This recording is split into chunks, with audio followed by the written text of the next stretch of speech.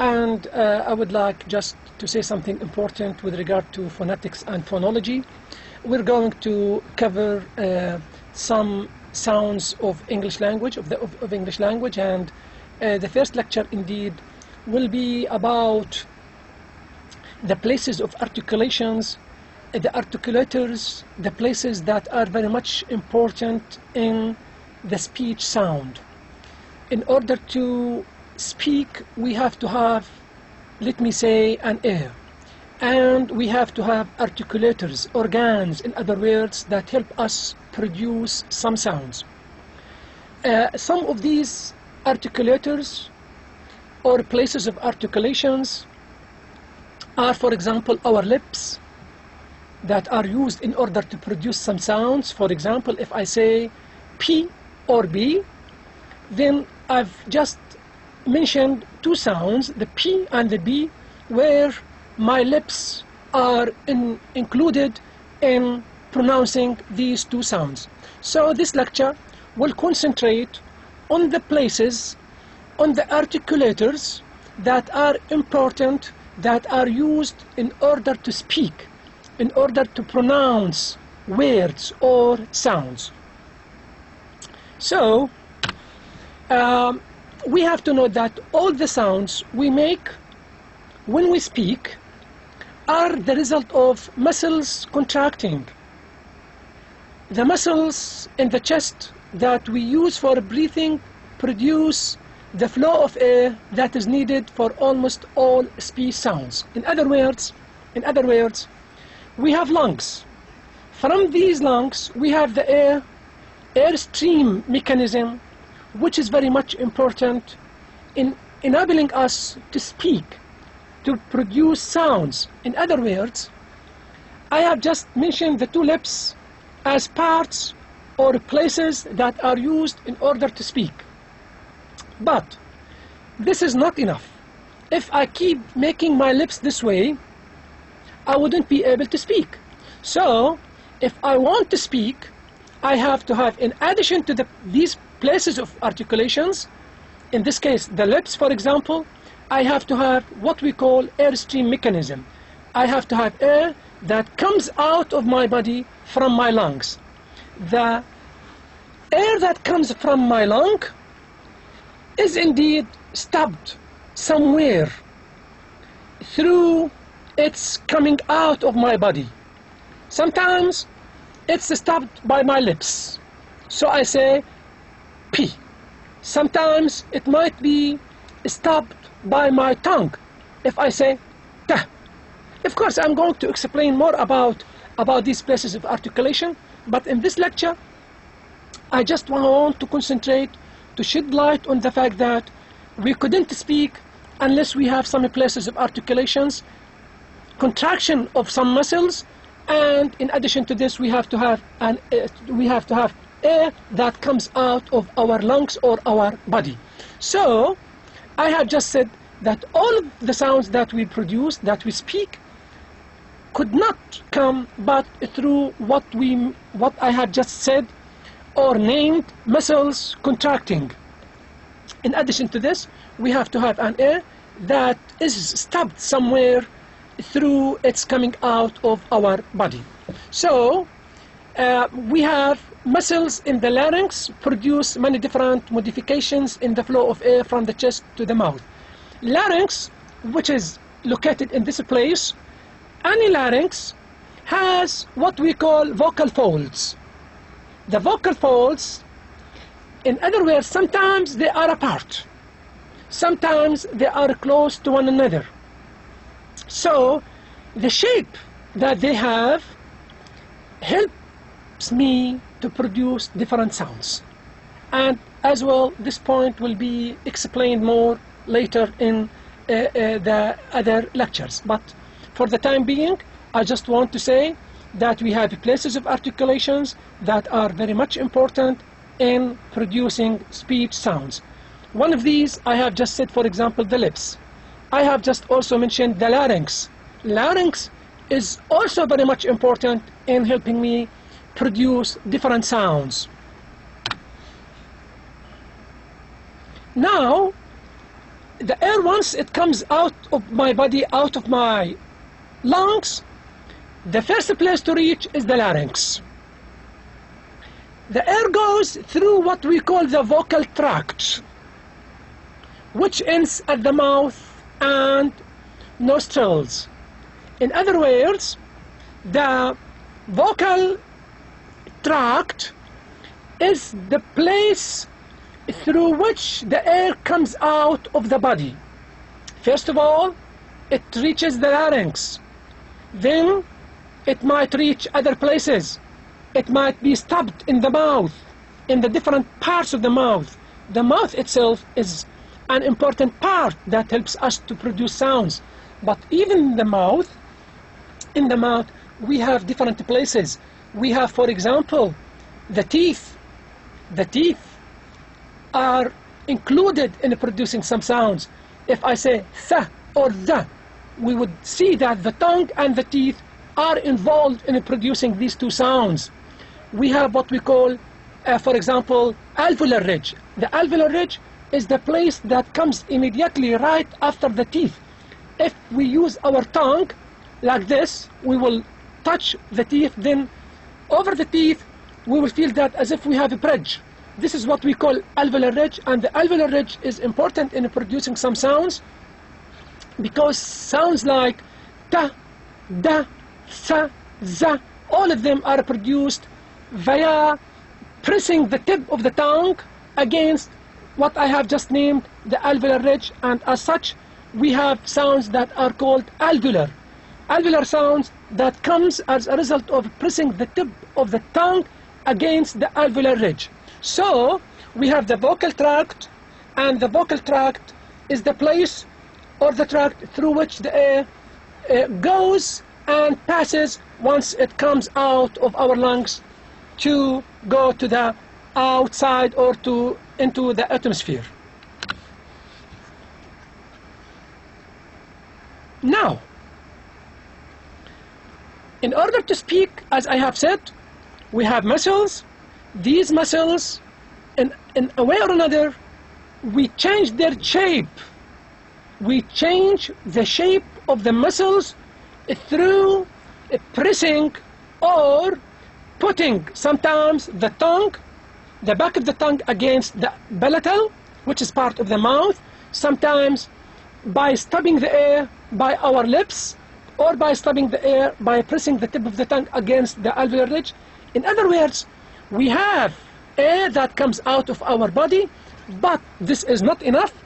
We have what we call muscles contracting that helps us to have different sounds. So we have P, Fa, Da, Ta, Ka. If we study these sounds, we would find out that what helps me to say Fa sometimes, but Da in other times, or Ka later, or Da in other times, something that is, let me say, has something to do with our muscles and the way we shape them. We shape them, or the way they are contracted. I'm talking about the muscles. Now, these different parts that are involved in making or in creating speech sounds are called articulators. Articulators means the places of articulations, the organs, the parts of the mouth that are involved in order to make sounds. Some of the articulators are the tongue. The tongue is an articulator because some sounds could not be made but if the tongue is involved. If I say, for example, th, I would see that the teeth, which are also articulators, with the tongue, th, then this helps me have two sounds, the th and the da. If I say th or I say the, I would notice that the teeth and the tongue are involved in this process. So the teeth and the tongue are called articulators. What I mean by articulators are the parts of the mouth that are involved in producing speech sounds. For example, if I say, for example, ka, if I say ka, of course you couldn't see, but if you repeat it, you will notice what I'm going to say. We will find out that the back of the tongue is pressed in a way or another against the palatal. The palatal is the roof of the mouth. So if I say ka, or if I say ng, or if I say ga, I would notice that the tongue is also involved, but it is not the front part of the tongue or the tip of the tongue, it's back that is pressed against the palatal, and let me say a particular part of the palatal which is called hard palate. Indeed, it is in the middle of the palate. The palate, which means the roof of the mouth. So if I say ka or ga, in a way or another, I'm talking about also two organs or two articulators, the palatal and the tongue as well.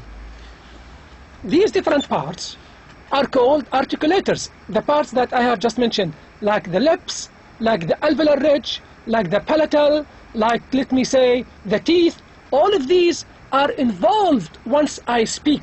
And as such, all of these parts are called articulators.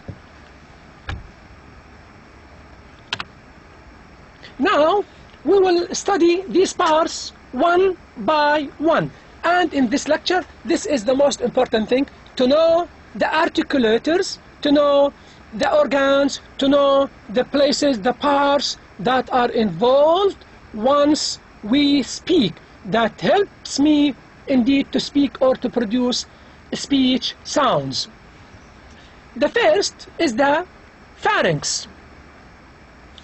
And the definition of it is very much important. The definition of these parts is very much important, because you couldn't study the sounds as something abstract unless we know and study the parts, the articulators that help us have them.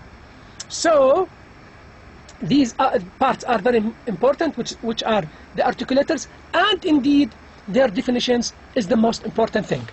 The first to start with is the pharynx, and as you can see, its definition is a tube which begins just above the larynx. And I have just said what I mean by the larynx.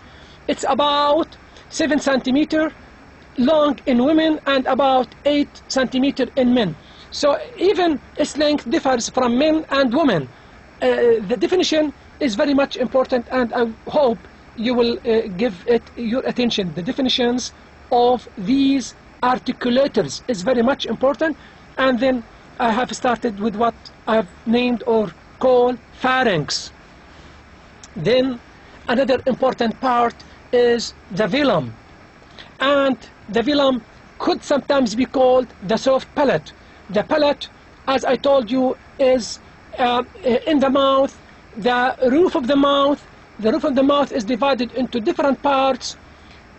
One of them is the alveolar ridge that begins right after the teeth. Then if you move your tongue like this, you will feel that the palate is harder. And then if you try to make your tongue back, more back, like this, you will feel that the palate is very much soft. And as such, it's called soft palate. In other words, the palatal is divided into three parts: alveolar ridge, then the hard palate in the middle of the mouth, and then the soft palate that you can feel if you, for example, make or put your tongue back of the mouth as good as you can. You will feel that it is very much soft, and that soft palate sometimes is called the velum. So it has two names, velum or soft palate. In the exam, I might ask you to define velum, or I might ask you to define soft palate. So the definition is very much important. I mean, the velum or soft palate is seen in any diagram. Any diagram, what I mean by any diagram, any picture for the mouth and the parts of, let me say, the parts that are important in the process of speaking. So if you see any diagram for the mouth, you will notice what I have just said, that the velum or soft palate is seen in any diagram in a position that allows air to pass through the nose and through the mouth. That velum is almost always up. If it is lower, it will help the air to go through the nose And if I do so, I will have some sounds that are called nasal sounds. In other words, that are produced through the nose. In other words, the nose is involved in their pronunciation. But I will explain this later, what I mean by nasal sounds. But for the time being, the velum, if it is lower, if it is in this position lower, it will help the air to go through the nose. But in general, it is not in this position. So I have said that the velum or soft palate is seen in any diagram in a position that allows air to pass through the nose and through the mouth. In speech, it is raised. In other words, it is not lower. In speech, it is raised so that air cannot escape through the nose. So if the velum or soft palate is raised, it will stop the air, it will forbid the air becoming able to pass through the nose. And as such, we will have sounds that are not nasal. But if that soft palate, that velum, is lowered, in other words, the air will be given the chance to pass through the nose. And as such, we will have sounds where the nose is involved, like na, or ma, or ing. These three sounds, na, ma, or ing. These three sounds could not be produced in English language unless the soft palate or the velum is lowered. If it is raised, it will stop the air from coming through the nose, and as such we will not have nasal sounds, but the rest of the sounds, like the ta, the ka, the any sound rather than the na or the ma or the ing. So once the soft palate or the velum is raised, we will have any sounds but not the three sounds which are called nasal, na, ma, or ing in English. Then, as I told you, if you just the hard palate is often called the roof of the mouth, because it is found in the center. You can touch it by your tongue, and you will find that the palate is a little bit hard, like this. It is called hard palate. Hard palate. The hard palate is often called the roof of the mouth. You can feel its smooth, curved surface with your tongue. So it is reachable, and using your tongue can help touching it or feeling it. The other part is the alveolar ridge. I have just said that the alveolar ridge is between the top front teeth and the hard palate. I can make it easier. The alveolar ridge is easily felt if you put your tongue on your teeth. Then raise it a little bit. After the teeth, right after the teeth, you will find as if you feel there is a ridge. This is what we mean by the alveolar ridge. So if now you press the tip of the tongue against this part, the alveolar ridge, which is found right after the teeth, you can have sounds like ta. Say ta or say da. You will feel that that part is the alveolar ridge, and these sounds are called alveolar. So the alveolar ridge is between the top front teeth and the hard palate. You can feel its shape with your tongue as a bridge, by the way. Sounds made with the tongue touching here, such as ta and da, are called alveolar. But of course, we have other sounds that are alveolar, not only ta and da. We have ta, we have da, we have sa, we have za. We have so many sounds, okay? But for the time being, the ta and the da can help you know where the alveolar ridge is and what alveolar sounds could be, the ta and the da. The tongue, as I have said, is also called an articulator because it's involved in speech sounds, in producing speech sounds. So the tongue is, of course, a very important articulator. Notice, we call them articulators. So the tongue is an articulator. The tongue is, of course, a very important articulator, and it can be moved into many different places and different shapes. So the tongue, if we just use its tip being pressed against the alveolar ridge, we can have sounds that are called alveolar.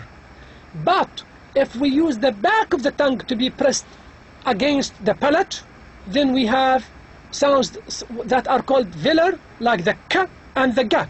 So the shape of the tongue plays a major role in knowing what kind or what types of sounds we are going to produce in English or in a language, of course.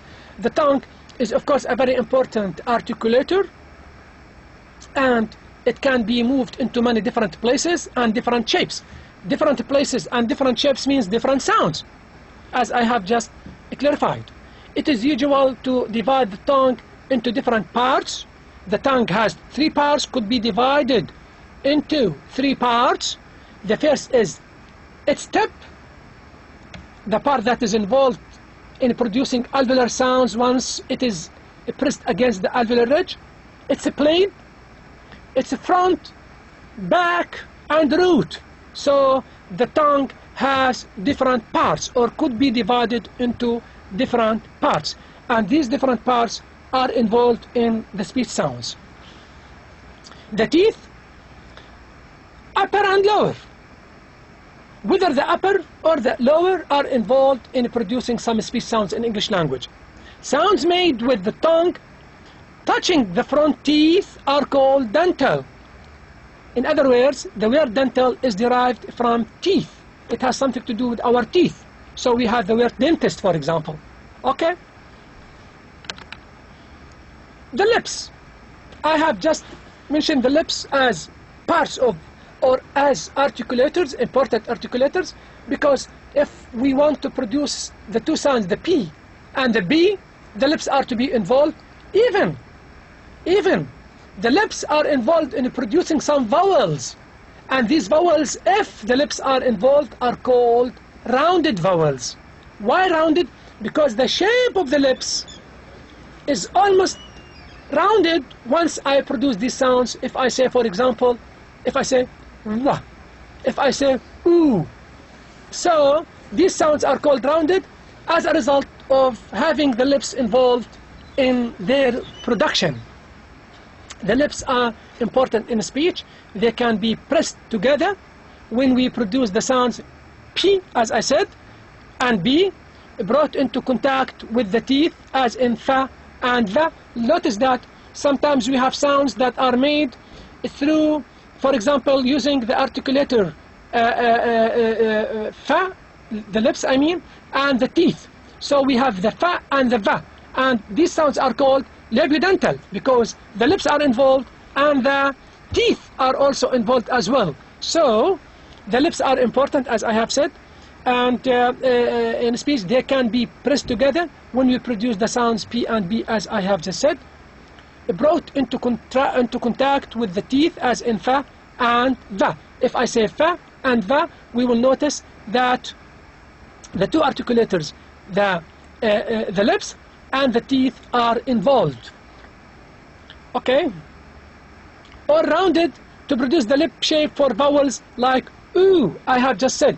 In producing some vowels, these vowels are called rounded, and they took their names after the fact that the lips are in a rounded shape, or a round shape once they are produced, like ooh. Notice the lips are rounded. We have also to remember that the nose and the nasal cavity are a very important part of our equipment for making sounds, but we cannot describe the nose and the nasal cavity as articulators in the same sense as from from 1, let me say, to 6. In other words, what I have just said about some articulators like the like the teeth, the tongue, the palate, the alveolar ridge, could not be said about the nose, because the nose is not shaped. The nose helps us having some sounds only once the velum or the soft palate is lowered. The air passes through the nose, but we could not talk about the nose as we have just talked about other articulators like the lips or the teeth or the palate or the alveolar ridge or any parts that I have just mentioned. And by doing so, I hope that I have just covered, let me say, the places of articulations, the articulators. We have just shed light on these important articulators that are very much important in helping us produce speech sounds. In order to make things easier, I will try to summarize what I have just said. In speech sounds, or in order to have speech sounds, in order to be able to speak, we have to have articulators. These articulators are used to help us produce speech sounds. Articulators such as teeth, or our tongue, or our lips, or our palate. In other words, these are involved in producing these sounds. I have just said that the lips are called articulators simply because they are involved in producing some English sounds like the P or the B. If you look at the mirror, you will see that the lips are involved in producing these two sounds. So I have said that the lips are considered articulators. Why? Because they are involved in producing some speech sounds. The alveolar ridge is also an articulator. Why? Because it is involved in producing some sounds like the ta and the da. As it is involved, as I have said, the tip of the tongue is pressed against it. I have considered the alveolar ridge an articulator. And the tongue itself is also an articulator because it is used to produce some sounds.